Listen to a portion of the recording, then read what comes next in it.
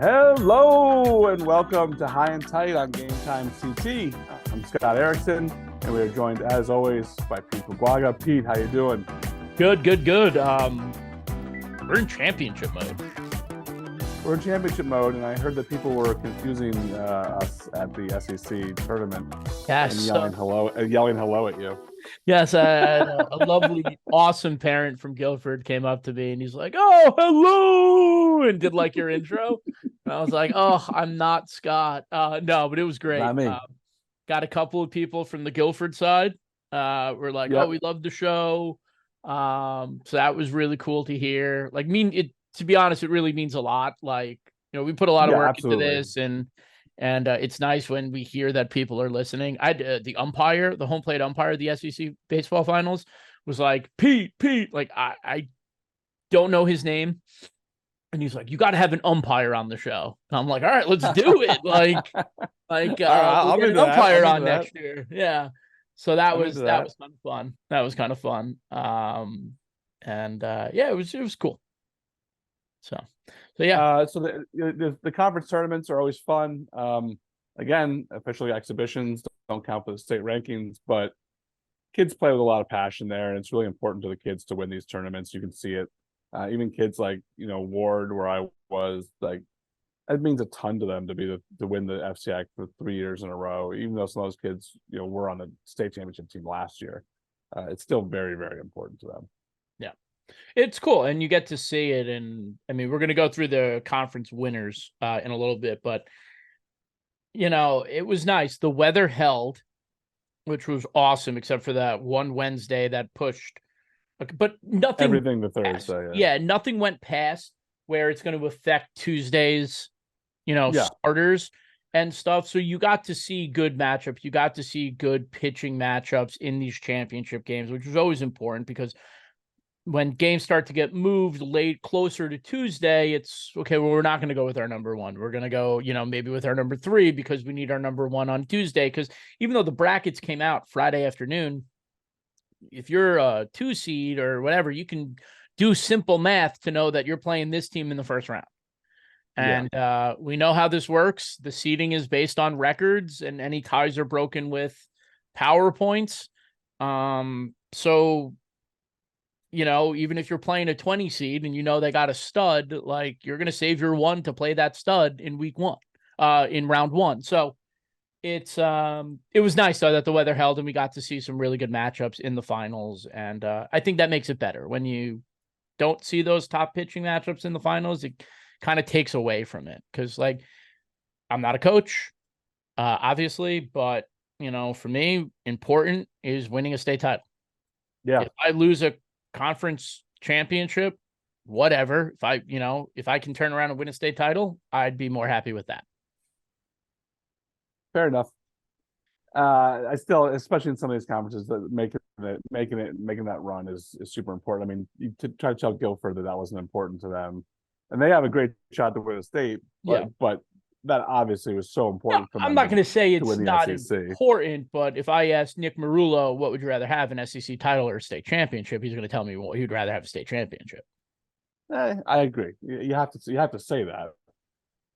But if you are content with just winning a conference championship, then you'll never win a state championship. Maybe you're right. Boom. But we did see that, and a lot of them, there were the teams that we thought would win these tournaments actually ended up winning them this year. We didn't know in the FCIAC, and when you watch those games, Ward, Trumbull, Staples, there's nothing between those teams. Like, it's an error here or a missed bunt here or something.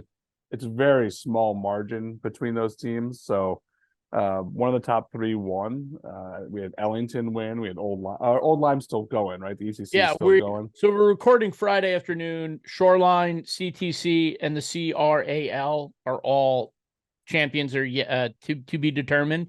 So just go to the website to see who won tonight. GameTimeCT will have all that, and we'll also have a full state tournament preview for each class with players to watch in each class, storylines for each class, and my predictions in each class, which I will share here later, but will also be on that page. And just for the record, I nailed all 4 champions last year, all 4.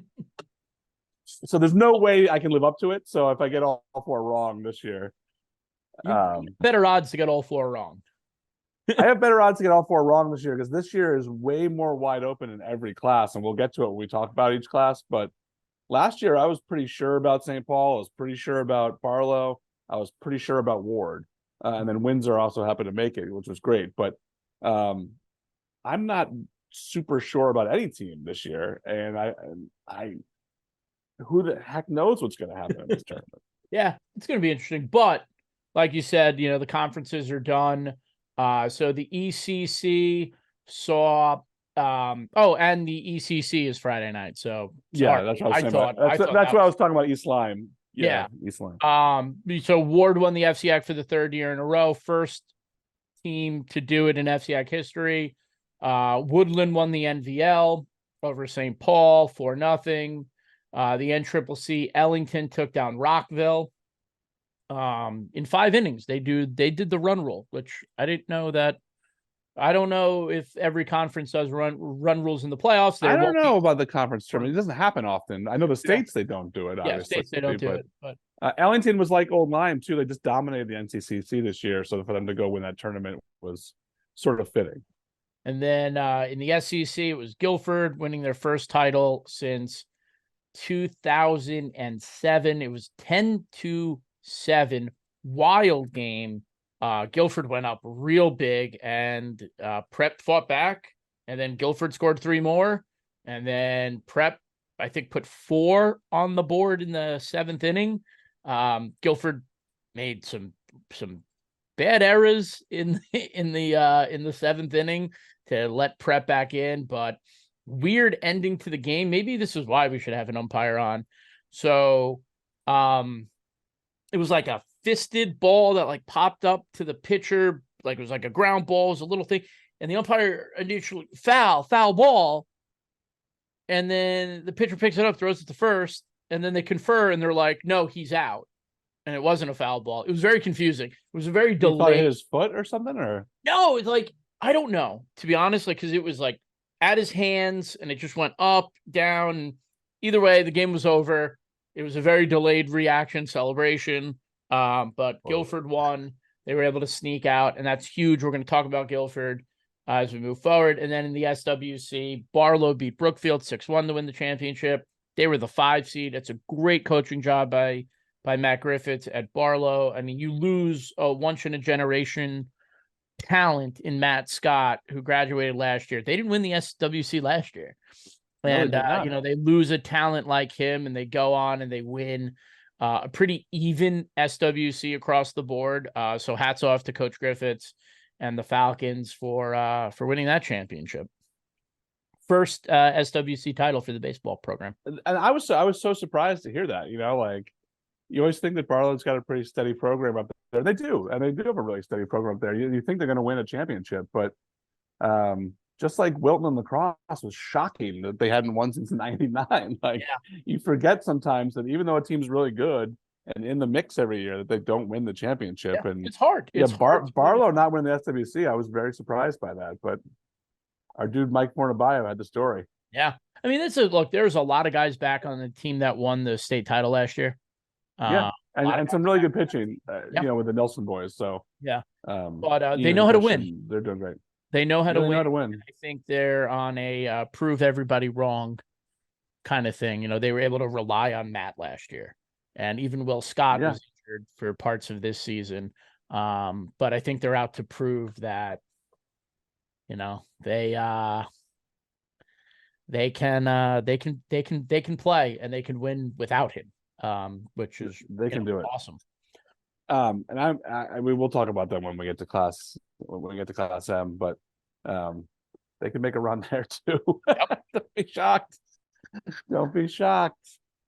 Is there more conferences, or are we going to the States? No, that's it. Shoreline, CTC, Crawl, or CRAL, and the ECC are tonight. I'm going to the CTC finals on Friday night, so read my story if you haven't. Abbott Tech's in there.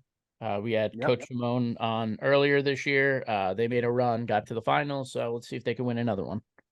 Or when you're listening to this, they may have won. So if you're listening, may to have already this, won. Yes. if they already won, congratulations to Abitech. If they didn't win, then get them next time, and congratulations to Grasso Tech. Let's start out in Class S, where we always begin. St. Paul is the number 1 seed for the 3rd straight season. Not an easy accomplishment. They made the final one year. They won the championship last year, and now they're back again as the number 1 seed. They have Canton Windsor up at the top of that bracket. Valley Regional, who I think is really a tough team out of the Shoreline, is up there. Wheeler, who had a good season, although they didn't play all the top teams in the ECC. Coventry is the number 4 seed, who has obviously been a team that's done well in this tournament in the past. Chippewa, another team done well in this tournament in the past, is the number 5 seed. St. Bernard out of the ECC, we've had their coach Livingston, on this show. They're the number 2 seed. Somers, who was in the championship game last year, is the 18 seed. Montville, who has fallen off in recent years, but a really strong traditionally baseball town. They haven't had a great season this year. HK is in there as the number 3 seed. Immaculate is looming as the 14 seed down there. A Catholic school coming out of the SWC. One of the better teams in the SWC this year. And then we get the teams you always confuse. Old Lyme and Old Saybrook could end up meeting in the second round, and that would really send your head spinning. If Old Lyme and Old Saybrook played. Whoever wins, I pick them, because I would just get confused. I would just say, "Oh, I meant to pick the other one." Yes. So Class S, really, to me, like a lot of the conferences, like a lot of the divisions this year, seems really, really wide open. What do you think? Like, when you first saw the bracket, what were your first thoughts? My first thoughts were get the Catholic schools out of Class S. There you go. That was my first thought. Because I think they're the 2 best teams in. I think the 1 and 2 seed in this division are the top teams in this division. They shouldn't be here. They shouldn't be in S. And it sucks. You feel bad for the Chappaqs, the Litchfields, the Derbies, the Summers, the Plainfields, the HKs, the Staffords, the Old Limes, the Oxfords, the Old Saybrookes, who are true Class S schools, and you work all year to get into this position, and then you look at it and you're like, well, we drew a Catholic school, and we're going to talk about that in other brackets in the other way, but St. Paul is a great program. I mean, Vic does such an unbelievable job there. They shouldn't be in Class S. They shouldn't. Let me tell you something about St. Paul. They have scored double digits 15 times this season, and they have 5 full-time players who are batting over 400 in the lineup. That is a mashing lineup that is going into Class S, and they're going to do serious damage to some of these teams. And look, no offense to Terryville, but Terryville's got 5 wins and gave up double-digit runs multiple times this year out of the Berkshire League. That's a rough one. I know you're not a big fan of filling the bracket if you don't get the 8 wins. Look, they filled the brackets for a couple of them. It was like 1 team, 2 teams. But a 5-win team, what do you fill in the bracket? It's an educational based, athletics and all that. So you're saying, like, hey, you can win 5 games and get to the state tournament. Just make sure you're in the right division to do that. Because there are 7- and 6-win teams that are really good, or are good programs that play in tough conferences that are at home with more wins. But they just happen to be in, double L. And Class S would have faced a situation if they held that where it only was 8-win teams, where 7 teams would have had buys, which we're not a big fan of that either. And I think buys in baseball is really unfair, because not that you didn't earn it, but you obviously can save your pitcher for the second round, and it gives you a massive, massive advantage. So I don't know what the right answer is. I don't love seeing 5-win teams in there, but I do like the bracket filled out better than a buy in baseball. Argue it is a buy. Look, maybe. You could say you never know what's gonna happen in baseball. So yeah, No, Terryville could go there and shock the world, but yeah. It's only I'm a not. 15-minute drive. I learned that today. Is it a 15-minute drive? That's pretty close, It's actually. a 15-minute drive. I thought they were further away. I mean, all my years of going to Terryville games was like 10 years ago. And I was like, this is in the middle of nowhere. And then I looked it up on Google Maps. I'm like, oh, it's only 15 minutes away. Terryville's great. I love the Kangaroos. Like, don't get me wrong, but I just. Oh, and the kangaroos. We're all fans of the kangaroos. Absolutely, we love the nickname especially. Yeah. So what are your thoughts about who could make the final four here? What are your picks? Let's So make some official picks here. What are your final four picks looking like in Class S? my final four picks in Class S, I got St. Paul and Chippewa in the top bracket, coming from the top bracket. Like we talked about St. Paul, they're really good. It's a really good program. A lot of guys back from the team that won the state title last year. And then, Chippewa coming from the other side. I like them a lot. It's a really good Berkshire League program, a lot of rich history. And I like their path, Derby in round one. Then they either get the winner of Litchfield, Windsor Locks. I have them getting Litchfield, a familiar opponent from the Berkshire League. Then I have them going on and getting Coventry in the quarterfinals. And Ryan, does a great job at Coventry. It's the most talked about sport for Coventry in the state. Now, their softball team is really good too this year. But we've talked about Coventry on the show a lot. And, Ryan does such a great job there. They're good. And that game was kind of a coin flip for me. I'm going to go with Chippewa to face off against St. Paul. And then at the bottom of the bracket, I have St. Bernard's, coming through, and they're going to get HK. I have HK getting past Immaculate in the second round. Mark Brooks is an all-time coach, 700 plus wins. But it just seems like they kind of get bounced early every year. But I got them coming through, getting through the finals, beating beating Immaculate in the second round, and then beating Old Lyme in the quarterfinals to get St. Bernard's in the semifinals. What about you? You want me to go before you name your Yeah, finals? because I don't want you to steal my picks. All right, I love it. I'm going to go St. Paul too at the top, and then with that game in the middle there, I'm going to go Coventry over Chippewa. I think both teams are excellent. I think both teams can win that game. Obviously, they're 4 and 5 seeds, both 15 and 5 this season. But I like Coventry coming out of there to play St. Paul. St. Bernard, I just don't see with the draw they have them not reaching the semifinals. East Granby and Somers are interesting out of the NCCC. As their possible second round opponents there, but I think they get through that, and I think they keep moving on and they make it to the semis. And I'm with you. I do like Old Lyme out of the Shoreline, but I think HK is the team that's going to come out of that bottom part of that bracket. Obviously, Immaculate's going to give them problems if they play them in the second round, because Immaculate has some good players, but same reasons that you said. Coach Brooks has been there forever, and I think it's a really good HK team. They started off the season, whatever they were, 12-0, 13-0, and have played really well down the stretch also. So that's my final four. Huh. St. Paul, Coventry, St. Bernard, Haddam, Killingworth. All right. So the only thing that's different is you had Chippewa, right? yeah, I had Chippewa, you had Coventry. Yeah. That's my Berkshire League bias coming through. Fair enough. You'll see it in Class M too. All right, so for my finals, I have St. Paul and St. Bernard's. And I'm going to go with St. Bernard's to win Class S. They are my pick to win Class S in the All-Catholic Championship. Yeah, I got St. Bernard's. I think it's a great story. They've had a really good year. I think St. Paul's really good too. For me, it was a coin flip. And so I'm just going to go with St. Bernard's. I'm going to go in my championship. I have HK getting there to play St. Paul, and I think St. Paul is going to win it for back-to-back seasons, Class S champions, the St. Paul Falcons. But I do like HK to make that final and play against them, and hopefully make a really good game too. That's really what we want is good, exciting finals. Yes, which I feel sometimes we're lacking because teams just get spent or there was a good season. Was it 2018 or 2019 when we first started doing the podcast? I think it might have been the first year that we did, or was it?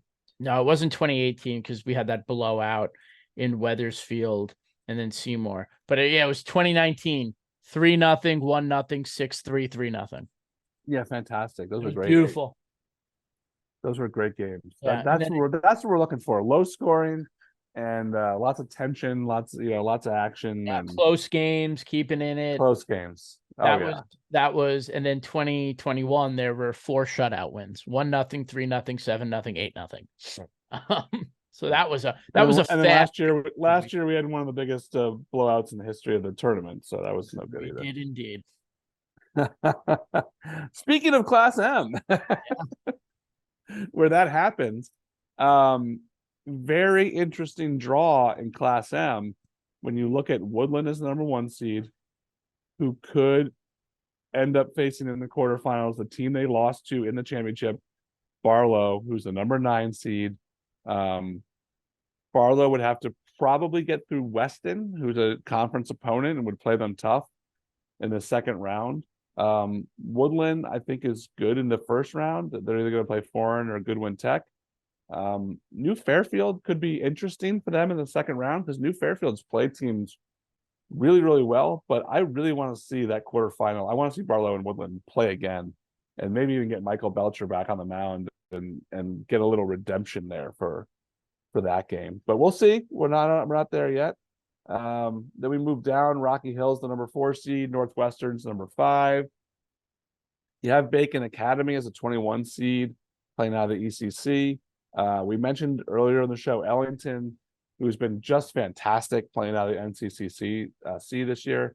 I wish we got that extra C. You just call one me.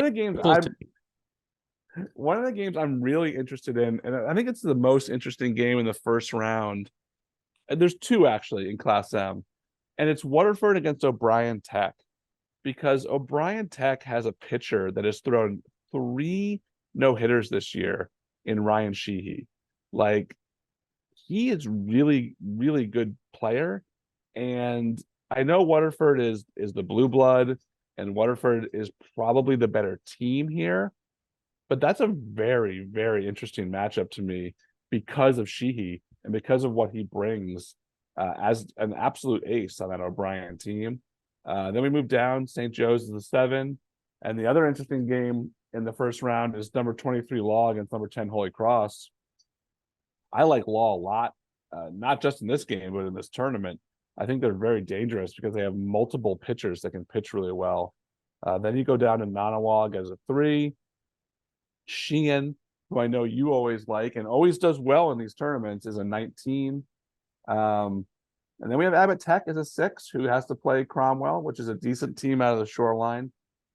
And then at the bottom, there's University Classical and Killingly. So there are some paths here for some really interesting runs that could happen. What are your thoughts on Class M, your initial thoughts? Initial thoughts, it's got a couple of teams that I'm very intrigued by. And that's not kind of about it, but it's kind of wide open in the middle. The 2 teams for me to pick for the finals are pretty easy. That doesn't mean it's going to happen, but like you said, there is intriguing matchups. Law, Holy Cross is one of them. Shane's an interesting 19 seed. Last year as a 17 seed, they went to the semifinals and lost 4-2 against Matt Scott. They were in that game. Joe Morelli was there. And then in 2021, were you at that? No, Morelli was at that semifinal game. No, I'm saying they were totally in that game. Oh, yeah, totally in that game. I thought you said you were there. I got confused. No, I wasn't there. No, and then in 2021, they were a 21 seed and they got to the quarterfinals and they lost to Waterford, who I think was the second best team in Class M in 2021.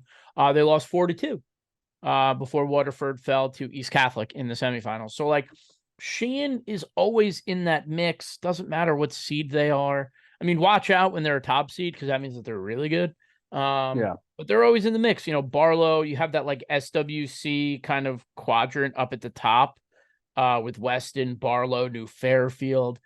Foreign is an interesting team to look at. They got Goodwin Tech in the first round. They'll get Woodland in the second round, coming off a win 3 days earlier. Does momentum play a factor into that game? They're coming. It's like the play-in games in the NCAA. where like you play as a whatever the playing game is, and then you play 2 days later and you knock off a top seed. It's not out of the realm of possibility here.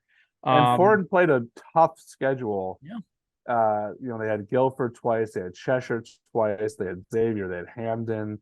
And if we're gonna be honest, Foreign's not throwing their ace in that game, I would imagine. They're playing at tech school. So they're not going to throw their ace. They're going to be fully rested going up against Welcher, Woodland, and probably Belcher. Yeah,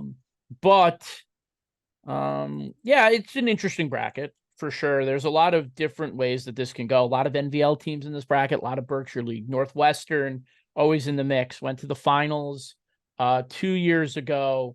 I think they made a run last year. I could be wrong. But they're always a team that's in the mix. Yeah, they lost to Woodland in the quarterfinals last year. So they're always in the mix. It was 2-1. I like them out of here as a good team. I like Nanawag as well. They've been just crushing opponents at the end of the season. Just absolutely crushing Berkshire League opponents. They're going to get Wolcott Tech, and then they're going to get the winner of Wyndham Tech and Sheen. So they're probably going to get Sheen in the second round. So anyway, it's an interesting bracket that could break a lot of different ways. All right, I'm going to do my picks first. Now, the hardest thing I had to pick, probably in all the tournaments, is that quarterfinal where I think Barlow and Woodland are going to match up. Barlow's got really good pitching. They're playing really well. I really want to pick Woodland because Woodland's played in the semis. They played in the finals last year and the semis the 2 years before that. I think it's like their year kind of thing. So I'm going to take them to make the Final Four, but it was really tough with them and Barlow. Then I'm going to take Rocky Hill. I'm going to take Rocky Hill as the next Final Four team. I know they've had, didn't play all the teams in the CCC, but when they did, they beat them. They played really well. Anytime you're part of the RCP family, the Rocky Hill, Cromwell, Portland Legion team, shout out RCP Legion. Rocky Hill's a good baseball town. I think Rocky Hill is going to make the Final Four. Then I do like, and to make sure that I wrote this down, Ellington and St. Joe are going to have to play in the quarters here. And that's not great for Ellington, or maybe not great for St. Joe's, who knows. But it's a tough matchup. It's a tough quarterfinal for Ellington to have to try to break through. I'm taking St. Joseph's to make the Final Four out of that part of the draw. And then the bottom of the draw, I hear everything you're saying about Nanawag, and I think Nanawag is the best team down here. But man, would it be something special if Abbott Tech made a run to the semifinals, which when you look at the draw is not out of the question, especially when they have two good pitchers in Tyler Meeks and Tyler Waterbury. Both of those kids, two good pitchers, not one, two good pitchers. And I think Abbott Tech can hang with anyone in this draw. I'm taking Nanawag, but I was really tempted to put Abbott Tech in my Final Four. So that's my Final Four. Nanawag, St. Joe's, Rocky Hill, and Woodland. Who's your Final Four in M? All right. I got Woodland as well.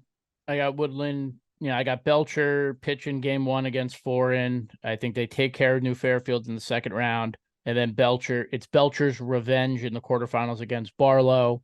Yeah. Then I got them getting Northwestern in the semifinals, a rematch of last year's quarterfinal, which Woodland won, and a rematch of the year before's semifinals, which Northwestern won. They just seem destined to be there to meet. So I got them in one of the semifinals. On the other side, I have St. Joe's, not even a question. They play such a tough schedule, and they're a 7 seed, but that doesn't matter. I mean, they beat Ward, they beat Staples, they have the number 1 seed in the FCAC tournament. Tabit is a really good number 1. He can play with anyone. I got them beating Granby. I got them beating Law. I'm sorry. Yeah, Granby, Law. I have them beating Waterford. I think Waterford takes care of Ellington.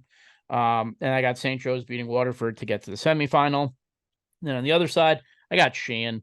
I mean, again, kind of the St. Joe's thing, a little different.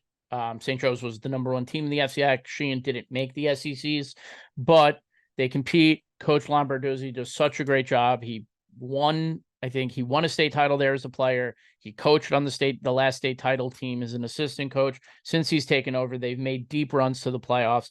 I think they win their first game against Wyndham Tech. I think they take care of Nonawag. And I got them beating Cromwell in the quarterfinals. And then they meet St. Joe's in the semifinals with a chance to go to the finals. They were right there last year with Barlow against one of the best pitchers that we've seen.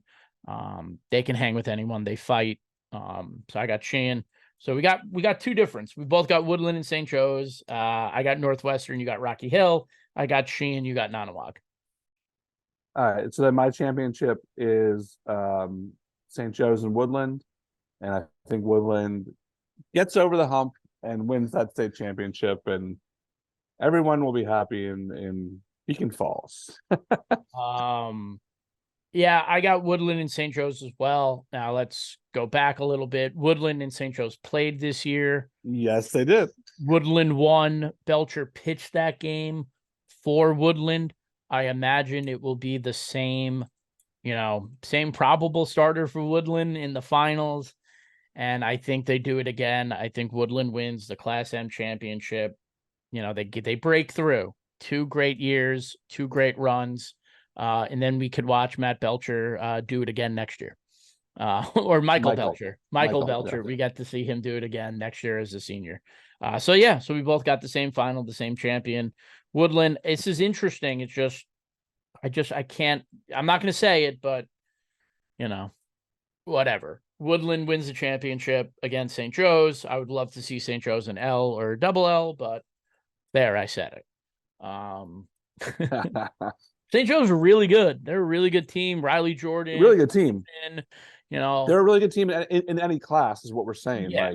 They were the number 1 seed in the FCAC. Like, even if they didn't win the title, 100%, like, they're the number 3 team in the FCAC. Like, they're a really good team. If they were in L, I would strongly consider putting them in the championship game in L too. So yeah. So I think Woodland's the only team that can knock them off, and I think the only reason Woodland can knock them off is because of Michael Belcher. Yeah. All right, so moving on to Class L. Straight away, 32 Wilton against number 1 Wilcox Tech. Obviously, Wilton's out of the FCAC. Wilcox Tech had a fantastic year for a CTC school, but that's a tough draw for them to get Wilton in the first round. Bristol Central's a team that started really fast and then really tailed off at the end. They have to deal with Hand, who's a 25 seed. We've talked about Hand on the show before, how we thought they could be a sleeper coming out of the SEC. And then right below them, the team they'd have to play if they do win is Notre Dame West Haven, who I think has to be considered one of the favorites here, made it to the semifinals last year. Woodstock is the number 4 seed. They get Massac out of the SWC, which is not an easy matchup. And then they have to face either Hillhouse or Fitch, who's a team they played during the regular season. Brookfield out of the SWC is there. Then East Lyme, who I really like. I really like East Lyme in Class L. But East Lyme could run into a very tough North Haven team in the second round if North Haven beats Ram. And North Haven could give them problems. Any team that comes out of the SEC or the FCAC can give any team from another conference a problem. I don't care what their record is. I agree. Because you just get battle tested in those leagues. Yep. Rockville, who made the championship game in the NCCC and lost to Ellington, is the 7th seed here. Berlin kind of lurk in there as a 10 seed. And then we have Guilford, who we've talked about earlier on the show. They have to face the New London team, who was as hot as any team down the stretch. I think that New London won 7 of their last 9 or something like that to make 8 wins. Like, it was kind of an unbelievable run for New London to get here. Now they have to deal with Guilford, who's, we think, one of the best teams in the state. Number 6, Middletown out of the CCC. Middletown's had some good wins this year. I don't know if they can make a run all the way to play at their home stadium. I always kind of root for a Middletown team, either Xavier or Middletown, to make the final, just for fans. But I do like Middletown as a number 6 seed. I think they're very, very, very tough. What do you see in Class L? What stands out to you? Kind of wide open. Uh, Wide open. I on agree with that. Wide open. Yeah, this isn't one where like could Masick knock off Woodstock as a 29? Yeah. And I think Woodstock's great. I think they've had a great season. Um, Torrington had like a 10-game win streak at one point during the year, won a game in the NVLs. North Haven, you mentioned, is a 15. Berlin is a 10. Middletown is a 6. Weathersfield is a 22. Even Yeah. Avon the 11, the 11-22 matchup. Avon was in the semifinals 2 years ago against Han. I mean, it's kind of wide open. Bristol Central Han. I think the winner of that game will say a lot about, either of those programs. Like if Han wins that game, they're going up against Notre Dame, who they played twice in the regular season. Like, and then you got Lyman Hall sitting there at 16. If they could beat Windsor, or even Windsor at 17, the winner of that game is probably going to get Wilton, who's a 32. And like, is Wilton hot off that first game against Wilcox, or is Lyman Hall or Windsor looking at a quarterfinal spot? Like, it is possible. These are kind of wide open. I don't think there's a death group here, like a clump of games that you're like, I wouldn't want to play in that. I think it's all kind of wide open. And I think there's a lot of different, things that could happen. This could be the messiest bracket. This could be like the bracket in 2021 when there were three double-digit seeds in the double L semifinals, and 2 20+ seeds in the finals. Like, I think this bracket could potentially be that. I don't see it happening, but I think that it could be that. Yeah, I toyed with having Fitch as a 20 seed in my Final Four.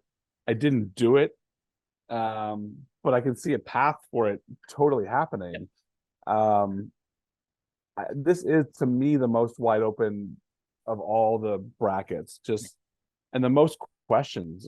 All these teams have questions about them, and like you said, 22 Weathersfield, they've played some tough games this year against really good teams. Yeah. And again, that's a program that has historically done really well in the state tournament. But they lost by 1 to Newington, lost by 2 to Windsor, lost by 2 to Windsor again. Like, played some other really teams. Played Berlin, played Rocky Hill. So they played some good teams in the CCC up there. Very interested in that. And Avon did too. Avon played some good teams up there also. So that's a tough one. Who's your Final Four? Give me your Final Four now. Right at the top, I got Notre Dame West Haven. I picked them to, I believe, go to the L finals or win the L finals last year. Doubling down on that. For them to get to the semifinals. Kevin Milewski and Nick Hunkley are two of the best players in the state. I'll tell you this, I saw them in the SEC semifinals, and like, I remember Kevin Milewski last year. He is so much bigger. Like, he got huge. Oaked. He is huge, and he is a ball player. Hit a home run in the semifinals at West Haven. Hunkley is a number 1. Bunicor, they got arms at Notre Dame, and I think that's going to serve them well. They've been a top 5 team in my poll all year. I think they played a really tough schedule, and I just think they're super, super talented. So I got them beating Notre Dame. I got them beating Hand in the second round, but I really think the winner of that Notre Dame Hand game could do some serious damage. Again, remember, Hand got to the semifinals last year and lost to Windsor. So Hand going as a 25 seed, if they can beat Notre Dame in the second round, well, first they got to beat Bristol Central, but if they can beat Notre Dame in the second round, I think they beat whoever comes out of the top of that bracket, and they're in the semifinals. But I'm going with Notre Dame. And then the other semifinal spot, I'm going with Brookfield. They were really good last year, like really good. We had an all-stater from them last year on our first team, and I'm blanking on his name. He was good. They have a really good team. Didn't win the SWCs, but I kind of like their route. They got Bunnell, who they played in the SWC. They got the winner of Torrington Caner, so they get Torrington.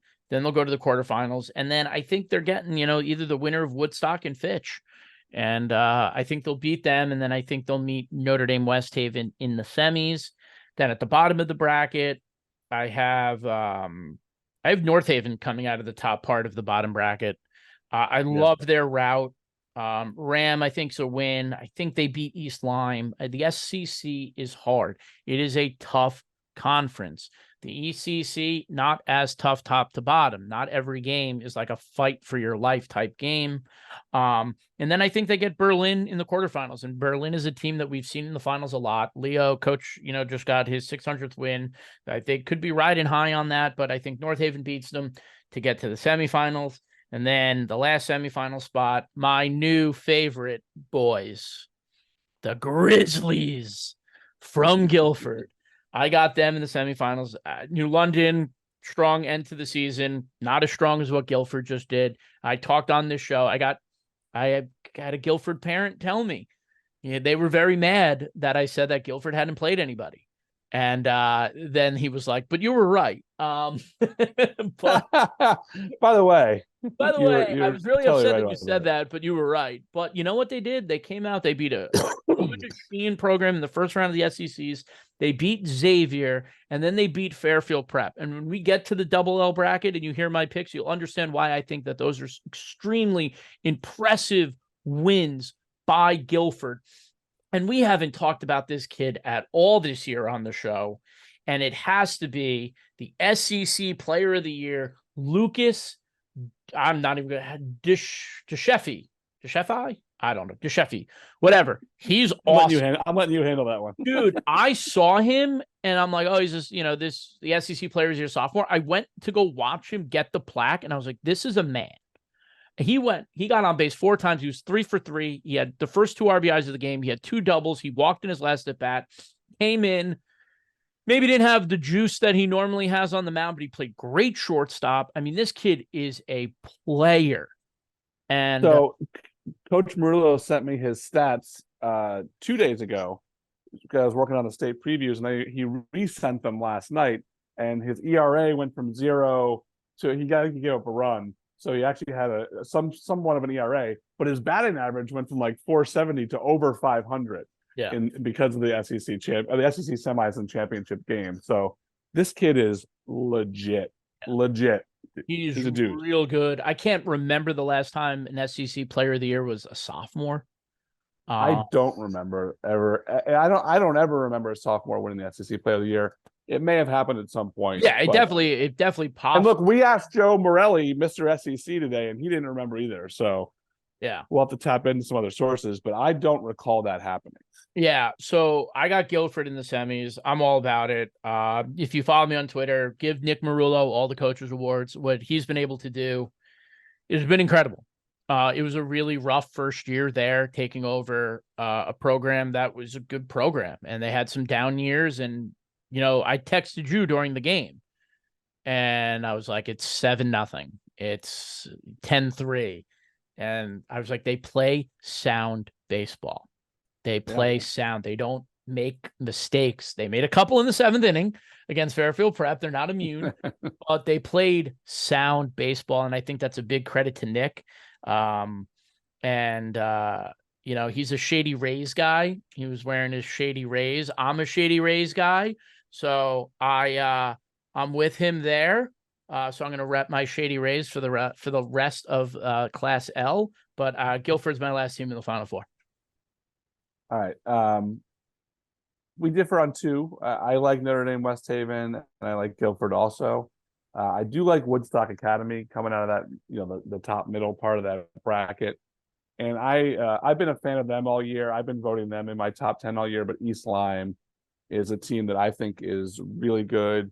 They have a pitcher who is excellent in Alex Dreyfus. He's 6-1, 45 strikeouts in 49 innings. His ERA is floating around 1. He also hits like around 400 for them. So I really like East Lyme to come through there. And what's your championship game in L? For my championship game in L, I took off my sunglasses. I couldn't really see. But my championship in L, I got Notre Dame West Haven, and we just got a tweet response. I'm not going to say who it was, but the Magical Boys from Guilford, Notre Dame versus Guilford, an all SEC final. And my winner, and I'm going to do this because I'm cool, I'm going with Guilford. Very David Caruso-esque. I don't know if you know who I was that going to is. say, yeah, CSI. I have the same final, Notre Dame, West Haven, and Guilford. I just have Notre Dame, West Haven winning. Not much between those two teams. Very good senior heavy teams, and I'm just going to go with Notre Dame, West Haven. I think that the way they lost last year, this semifinals, has really stuck with them, and they didn't like the way that game ended, and we're not happy about the call that they felt went against them that shouldn't have. But I like Notre Dame, West Haven to go there. Yeah, and All let's right. just quickly, these two met April 19th. Notre Dame won 11-9. I imagine if they meet in the finals, it will be a lot less runs. Not as many. You never know. Yeah, that's You true. never know. All right, now we're going to the big boys, the big division, which is really every year it's great. But the last few years, I feel like we've sort of thought, oh, this team will come through here. This team will come through here. There is none of that this year. There's some really good teams, obviously. We really good teams. But if you can say clearly, like, this team's going to make a run through here, tell me how and explain it to me.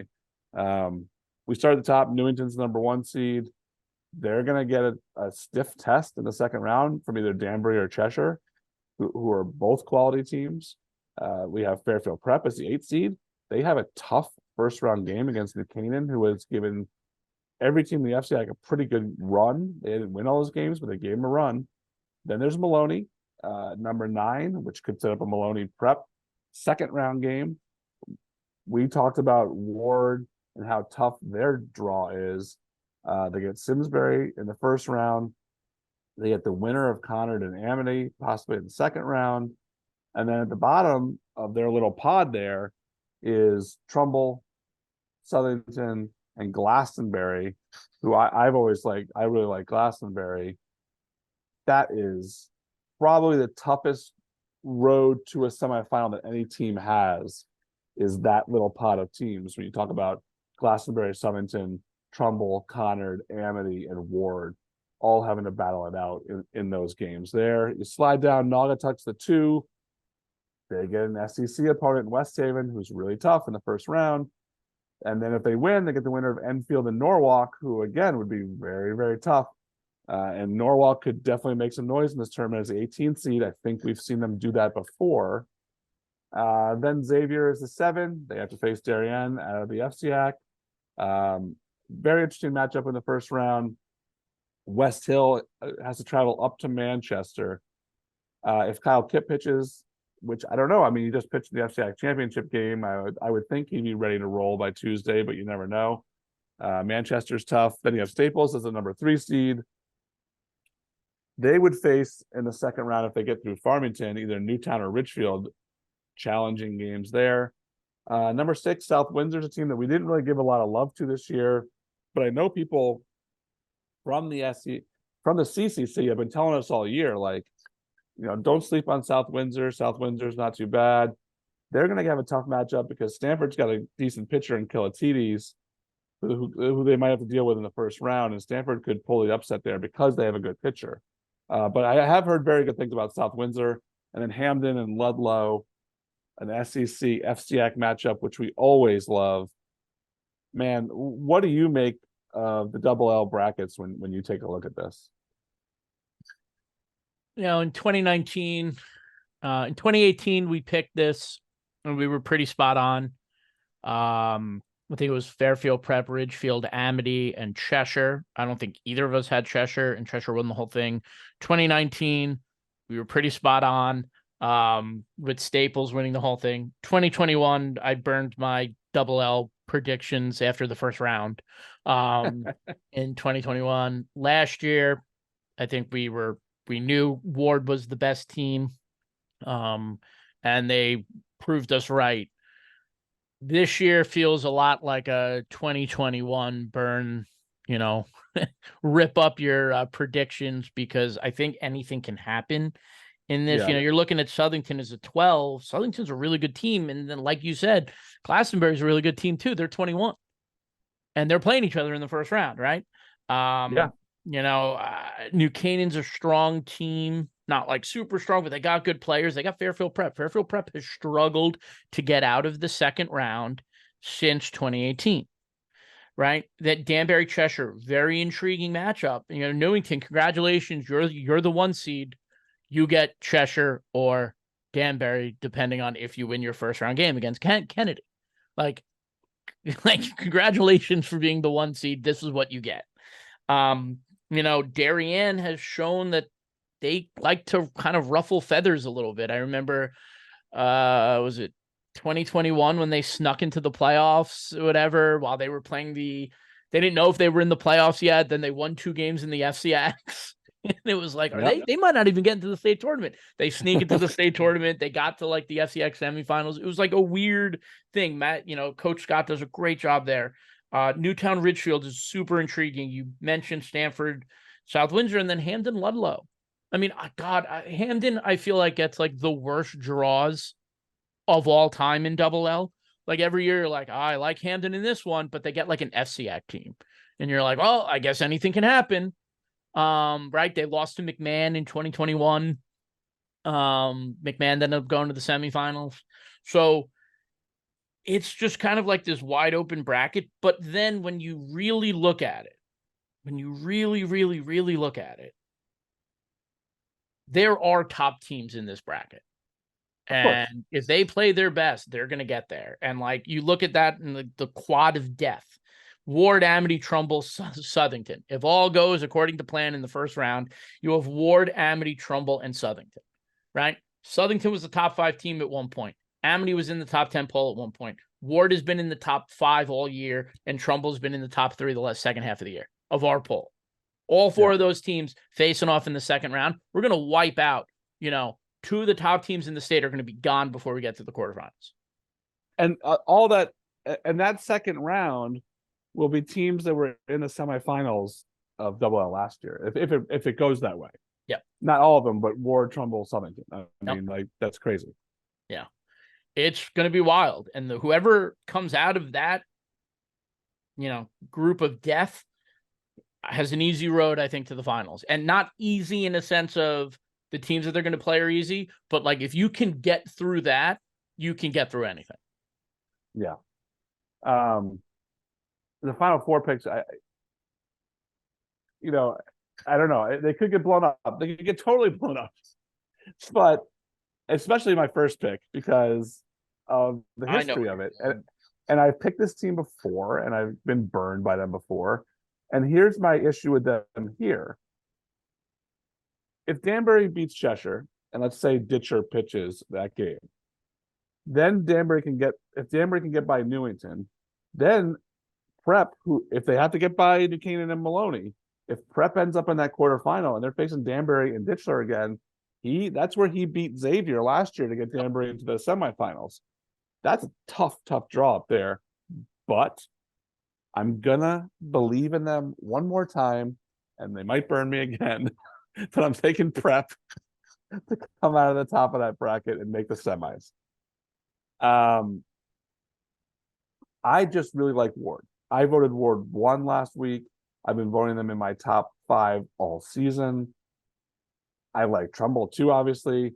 Trumbull has a question at pitcher with Sean Francoeur, because he got hurt at the end of the year.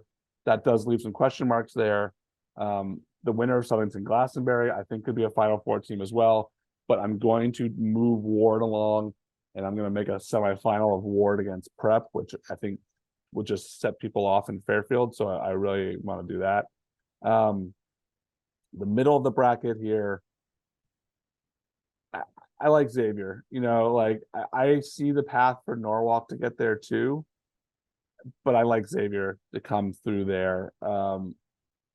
I don't think Naugatuck as the 2 is a super strong 2 seed of the NBL. I like the NBL. I like the NBL baseball, but when you talk about them against teams from the SEC, teams from the FCAC, I don't like them as much. And then at the bottom there, while I do think Hamden or Ludlow can make noise, I think that is Staples part of the bracket to move through too. So I got Staples, Xavier, Ward, and Prep as my final 4.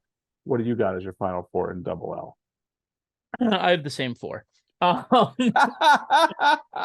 Beautiful. I like Prep. The Danbury thing with Deitcher, you bring up a good point. I was at that game against Xavier last year. Yeah. The big thing is going to be, can they get past Newington? Right. And 2022 Pete would say, of course they can, because the CCC is not good. But that was last year's. I think Newington's a really good senior with some really good seniors. So I like that's I do like, but that's Newington. old Pete. That's old Pete. Old Pete. This is old Pete. All right. But I think they're going to have a hard time getting past Newington. If they do and they get Prep, then that's it's going to be an interesting thing. But I think, look, Prep won 3 straight SEC championships, right? And struggled to, do anything in the state tournament. They lost Thursday night. I hope that this is what fuels their fire to make a deep run here in the tournament. They are super talented. They are so talented from top to bottom. So I got Prep. I got Ward. I think Ward comes out of that group of death. But any of those 4 teams coming out of it would not surprise me. But I got Ward because this is winning 3 straight FCI championships is hard.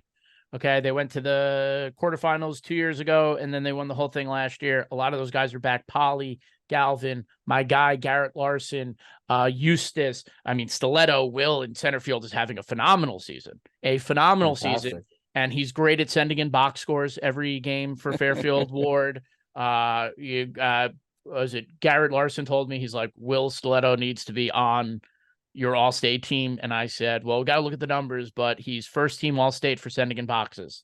Him and Nick Marullo, because Nick Marullo also sends in every game. Like an hour after he won the SEC championship, the Guilford box was in my email. But I got Ward coming out of it. Then the bottom, I have Xavier as well. I like Norwalk's path, though. I really do like Norwalk's path to a potential semifinal berth. But I put it past them? No, they did it 2 years ago. But I like Xavier. They get over that hump at the quarterfinal. They're going to be at Palmer Field for the quarterfinal. They're not going to let what happened last year happen again. They're going to get to semifinals, and they're going to get Staples. And this is probably the most confusing semifinal to pick. Do you want me to go first? Do you want you to go first with Double L? How do we go ahead? All right. Go ahead. So at the top, it's Prep versus Ward. I'm going to take Ward to go to the final. And then Xavier Staples is going to be hard, because I'm going to tell you this. There is no way that Hero Wyatt is pitching in the semifinal. He's starting the semifinal game. Like, if they get this far, it is going to be because he is going to get them this far, and he is going to be lined up to pitch in the championship. And that's the way Jack normally does it. Could we see Hero coming out of the bullpen in the semifinal, a la Chad Knight 2019? Absolutely. But Hero will not be starting the semifinal game if I was a betting man, right? So now it's interesting. It's, can Staples hit against Xavier? Can they score enough runs early to kind of jump out ahead and let Hero come in and slam the door? Because if Xavier can score early, Staples might be in trouble. Because Staples can hit, but they've also shown times that they can't. And what Staples team is going to show up in this semifinal game? I have Staples winning this game and getting to the finals to play Ward. Because I think they can, but it's just something that is of level of concern. They have a good lineup, but sometimes it does go silent. But I have Staples going to the finals against Ward.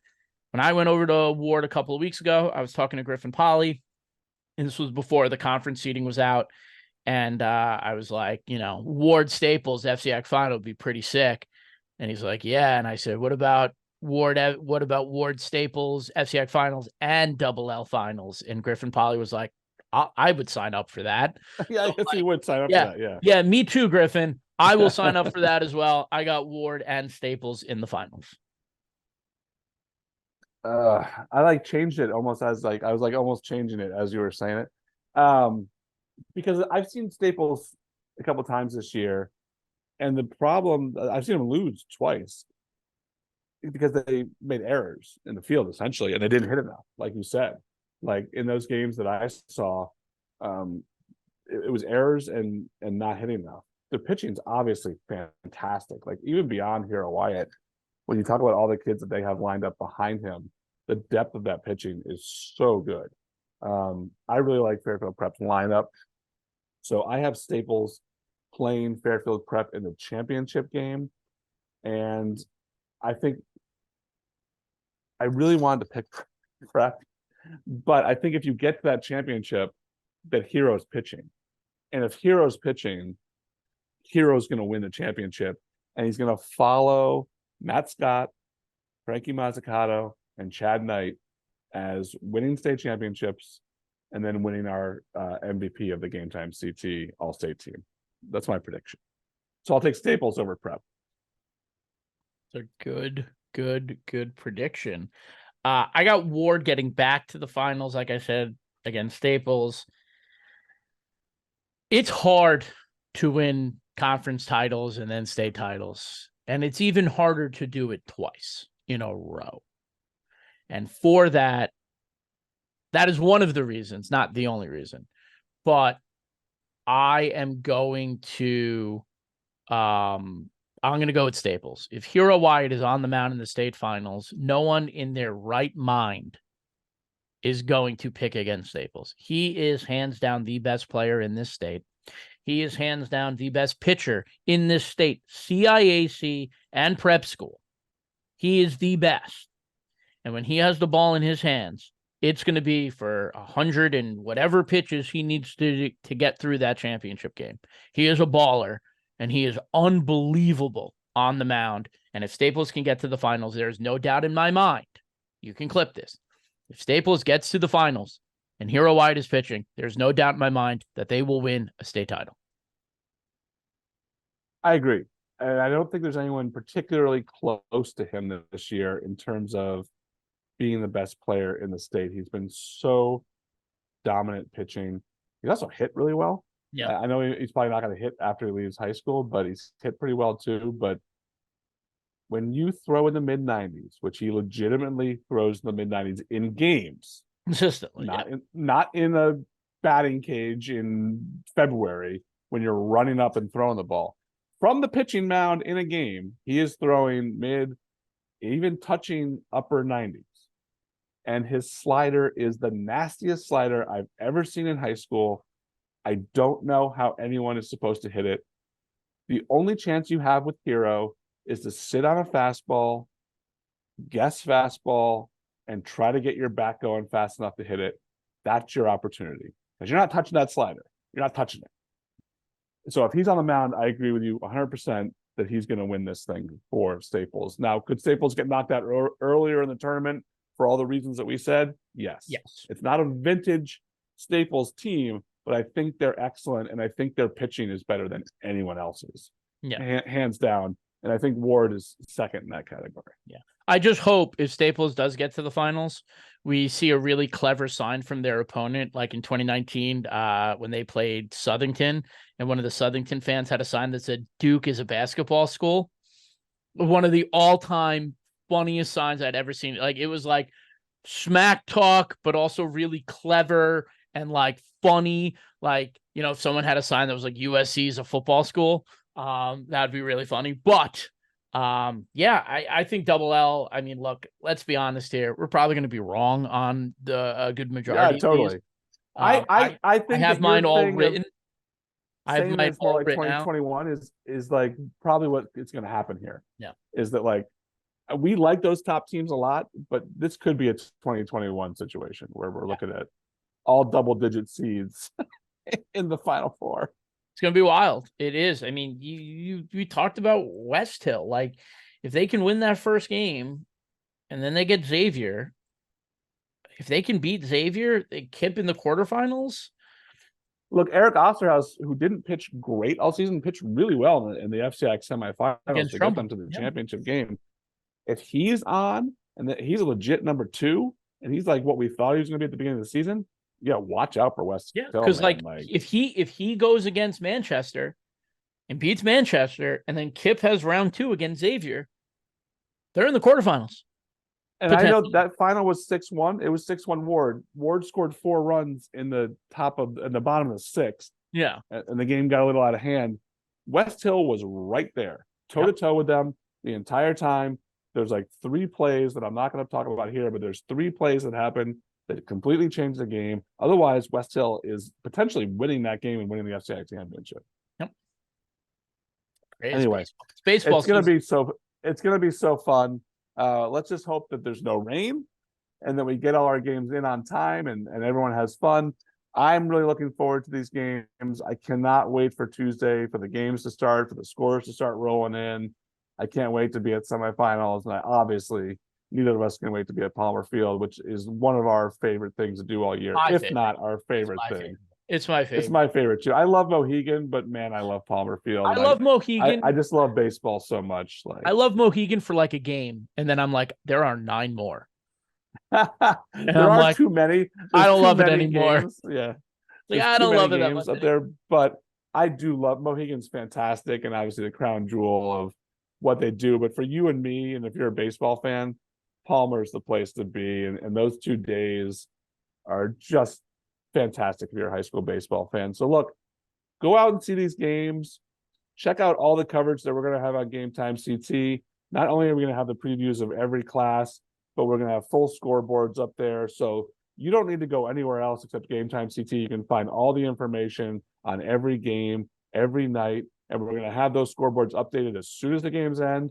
We're going to be updating them, and we're going to be writing recaps of the first round, the second round, quarterfinals. We got it all for you, man. So if you like high school baseball, this is the place to be.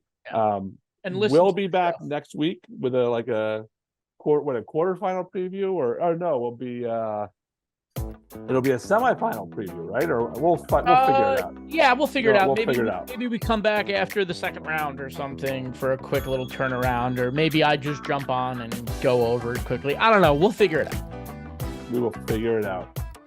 But for now, for Pete, I'm Scott, and we will see you next time on High and Tight. Love you all.